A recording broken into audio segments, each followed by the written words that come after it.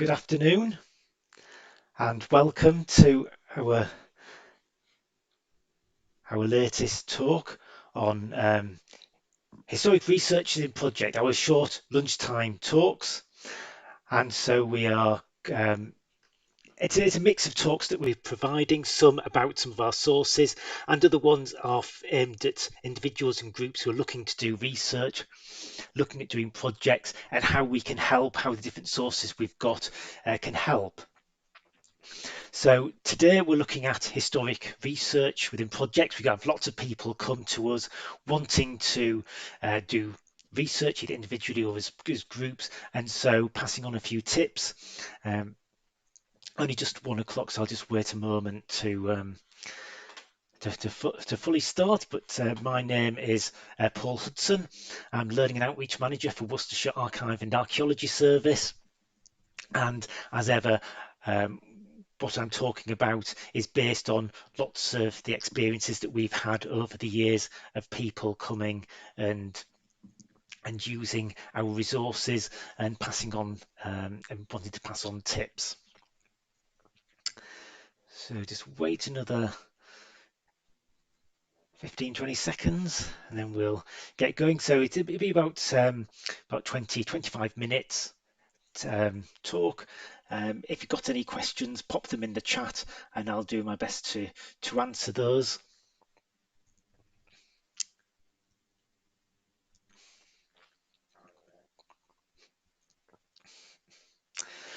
Right, I'll make a start. So as I said, this talk is one of the ones aimed at people who are thinking about using us, either individually or as a group in terms of historic research.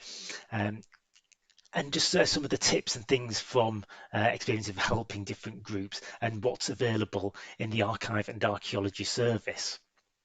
And we have a huge amount of resources that can be used for historic research. If you come to any of our talks, if you come on our behind the scenes tours, if you've listened to any of our short lunchtime talks on things like the Worcestershire Treasures, you'll know that there's all sorts of resources and information that we have that will help you and your group to carry out historic research about your village, community, or particular topic that you're interested in.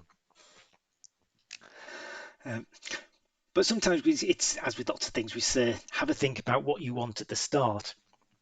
We get contacted by groups who are either putting a project together or they've got the funding or got things together and they're wanting to make a start researching with us. And there's a few questions that we have sometimes of saying, to have a few things to think out before, including why do you want to carry out research, which will probably help you know what you want to do, what do you want out of it. Is it, one of the reasons might be to find out new information and use it in some end product, exhibition or a book or a website to pass that on to other people, or it might be directing the next stage of a project. Bringing the community and together and involving people to be active in seeing what's happening and people being involved rather than just one or two individuals knowing things. Cascade that information, get more people knowing about your area.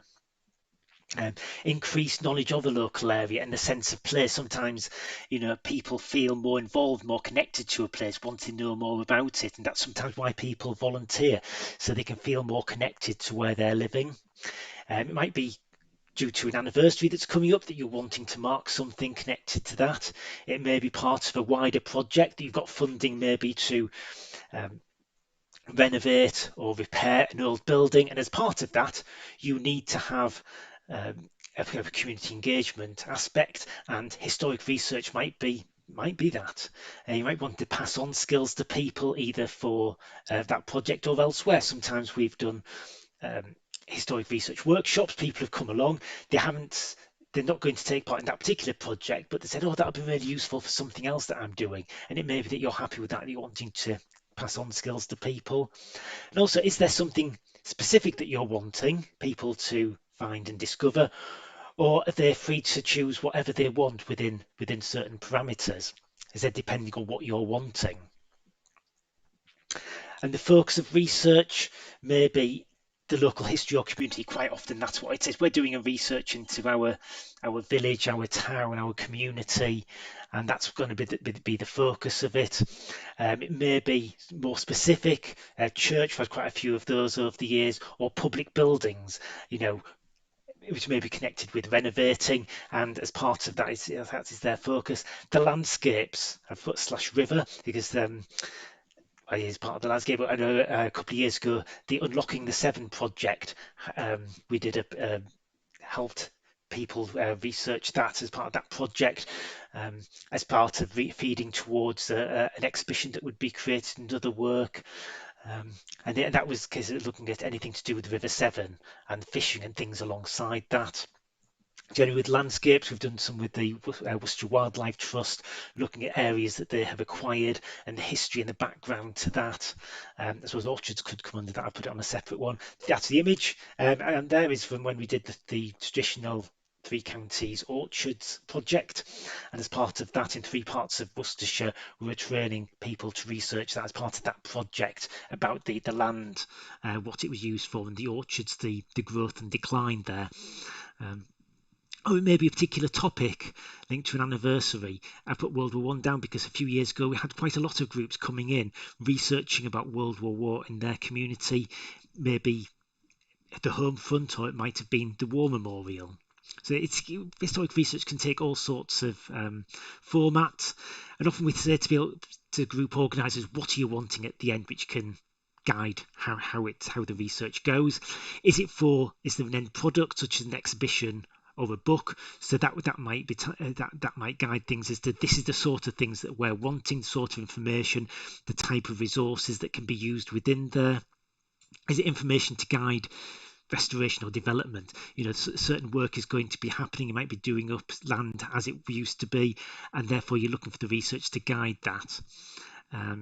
It may be that at the end result is actually the community coming together and feeling more involved. But also with your expectations being realistic. Does the information exist? Sometimes people come in and say, oh yes, we want to research such and such. We have to say, well, sadly, that information doesn't exist. It either wasn't created or hasn't survived. And so sometimes we have to guide them with what they can do. Or are specific skills needed? Some people have talked about, oh yes, we want to do about the medieval history of our community. And we have to explain, well, there is some information, but not a huge amount. But a lot of it might be in Latin, or you need paleography skills, reading old handwriting, which isn't quite as straightforward, for instance, as researching soldiers on a war memorial, where you're looking at 20th century resources, where things are printed. So what you're wanting to end, is it realistic, and that can guide how you go about things. And also, is the process of research more important than the information itself? As I mentioned, sometimes it's about bringing people together. It's about that feeling part of that community, of contributing, of feeling that they are participating. And sometimes the research might just be a byproduct of that, rather than the end itself, which will affect what you're asking people to do. Sometimes you also say about thinking about how it'll be coordinated. Sometimes when we're doing workshops about how to use the resources at the Archive and Archaeology Service, there is a discussion between those people who are coming along and the project organisers about the coordination, how that's going to work, who's going to keep in touch with volunteers and chivvy them along. In a few months' time, checking how are you getting on? Do you need a bit of encouragement? Are things going okay? Do you need a bit of help? Keeping aware of progress, because sometimes at the end it's right, we wanted certain topics were priorities, and then you suddenly find out that people hadn't researched that, or sometimes more than one person is researching the same thing. We have come across that before, of suddenly realizing that people from the same project coming in and looking at exactly the same source and just thinking, are you aware of that? And sometimes that's fine, looking at different aspects of it, but sometimes it's, oh, we didn't realize we're doing the same thing. And thinking about how you're going to share findings and images with each other, whether you use a cloud or some system that everybody can upload so everybody can see. And coming back to where to research now, don't never forget the locality. Are there people that you can speak to in the local area who can help guide you and might have things in their personal collections? There's museums, libraries. Remember that there are also national source and specialist collections. For instance, the Unlocking the Severn project doing the River Severn, Gloucester Archives, who have the Waterways Archive as part of them, was an important place to go to. And then there's online sources like Ancestry, Find My Past, etc. And of course ourselves, which is one of the reasons that we are doing this short lunchtime talk, the Worcestershire Archive and Archaeology Service. You may well be familiar with ourselves, our resources, what we've got. I'll go through some of the main ones in a moment. As they were based in the Hive in the centre of Worcester. And our sources can be accessed in three main public areas. The archive search room, where you access the archives, as the name suggests, 12 miles of shelves of archives we have in our strong rooms, covering 900 years of Worcestershire's past and a bit over the border as well. And that is where you would access that. Our self-service area has the local studies library, microfilm and computers, so people can come in and using those, and the historic environment record. And an underused resource, many people have never heard of it. It's the archaeological database with 80,000 records, and there's things like digitized maps and things on there. And you can come in and sit next to an archaeologist and chat through, and they can show you things, or else send in inquiries about what you're looking for. So those are the three main public areas. We are, of course, a little bit more limited at the moment, but hopefully we'll be opening these out a little bit more very shortly. So I'm going to briefly run through some of the main sources that people, when they're coming along, will access. Now, I could spend a couple of hours talking about these. And in fact, some of these sources like maps, I do a 4 or 5 hour workshop on these. Whoops, that's jumped a bit ahead. I'm not sure why. Um, but these are just a very quick skim through and a reminder. The archives themselves, as I mentioned, 12 miles of shelves of documents, 900 years of the Worcestershire's history.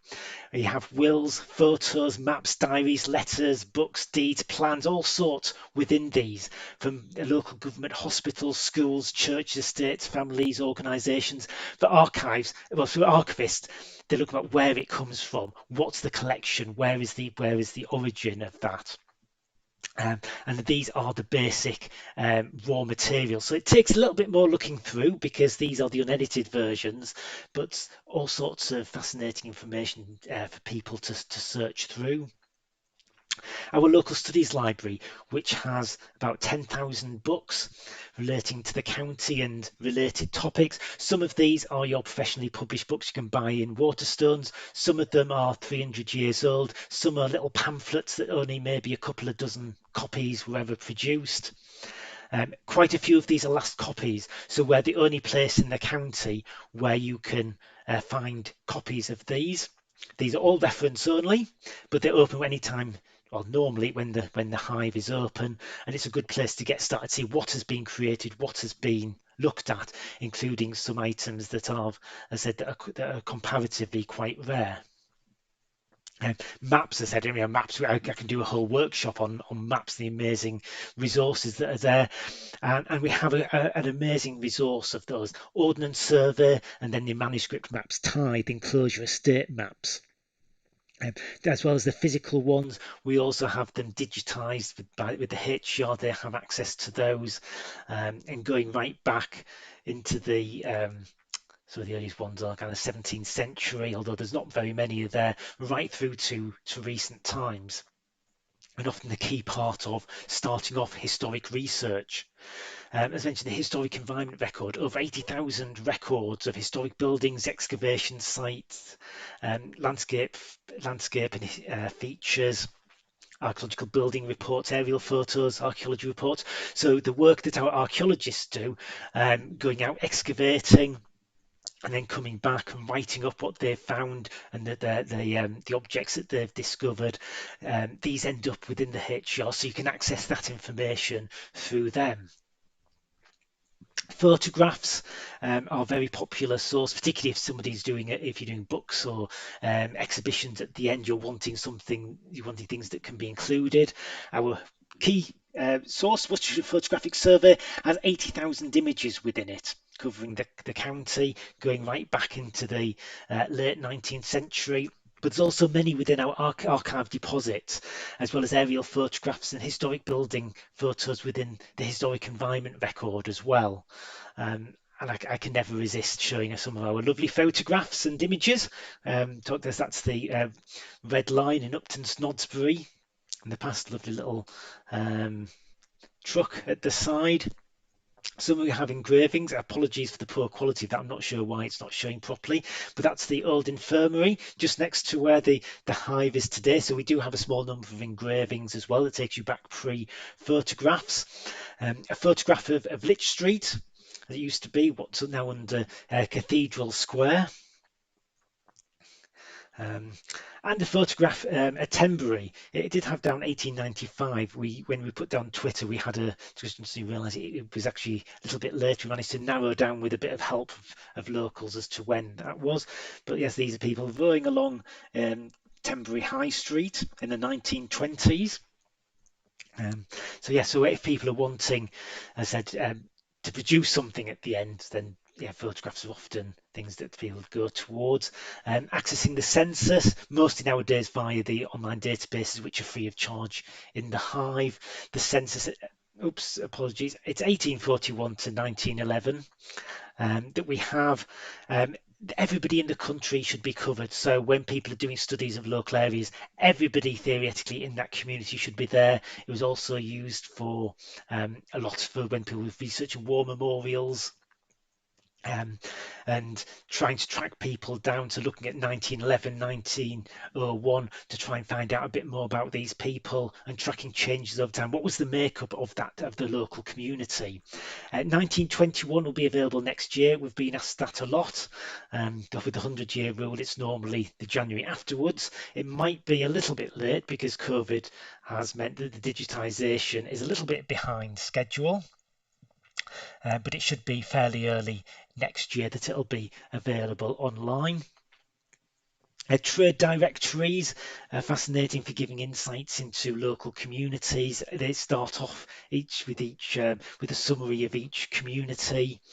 And for certain areas, it gives a list of tradespeople. In certain areas like Worcester, you can also find out householders, who are the head of household at each property, and track who was living in particular places as well.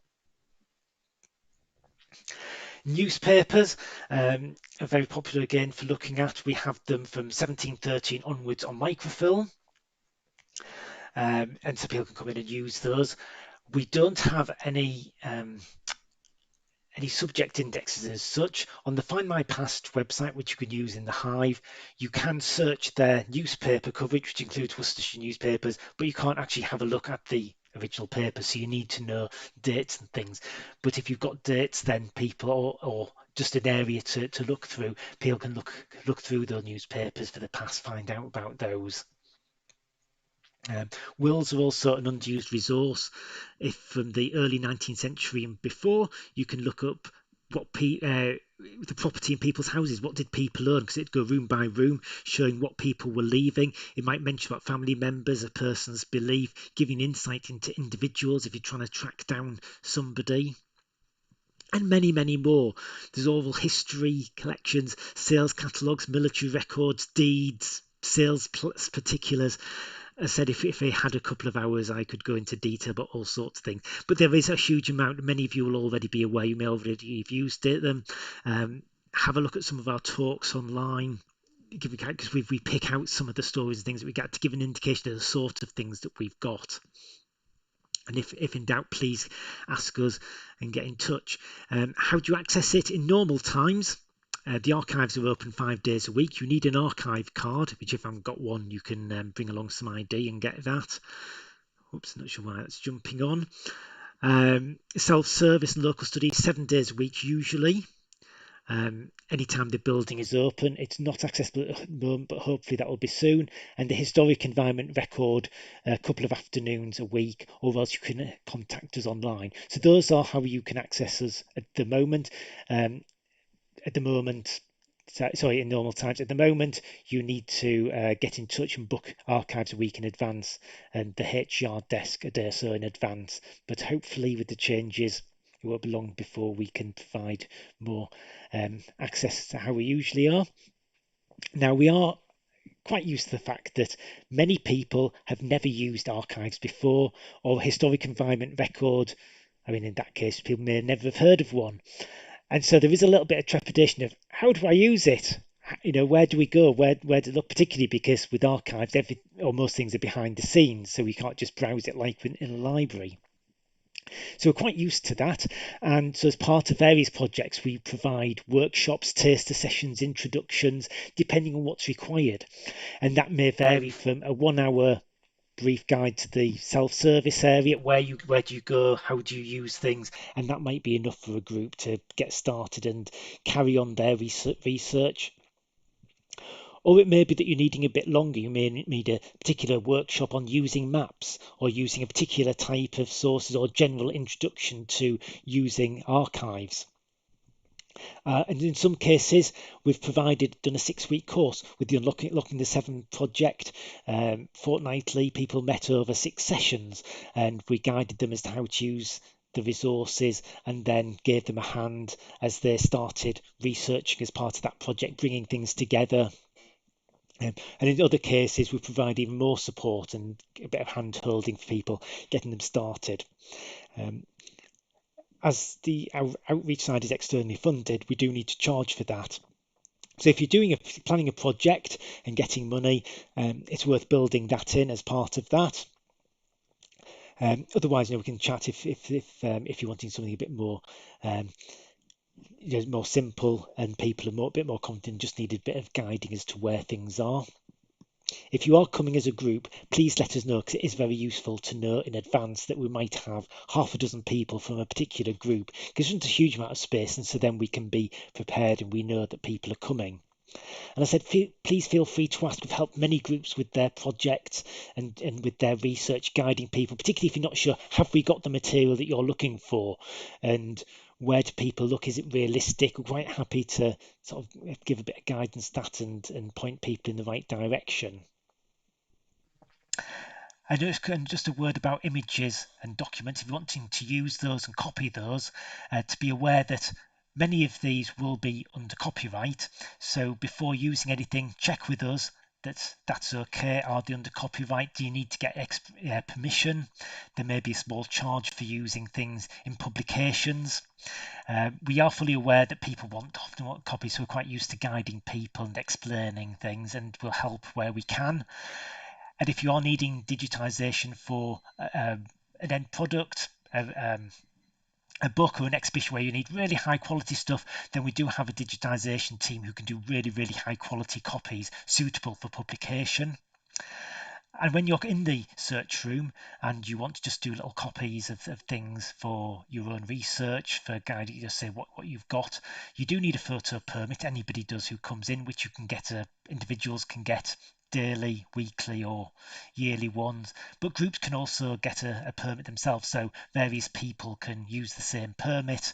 Just need to give us details of the people who are going to use it, and that will enable them to do that. But if in doubt, as with anything else, let us know, because again, we're quite used to trying to guide and help people to achieve what they want to achieve. Because there are some fantastic projects over the years producing some amazing things, and if we can help people, then that's absolutely fantastic. So if you are looking at doing anything like that, you might be thinking of, once restrictions are easing, that you may be looking at a group project, carrying out some research, then please get in touch. We're very happy to chat through how we can help you, different options, what we've got. And then if you chat at an early stage, we can try and guide you as to how best you might want to do that.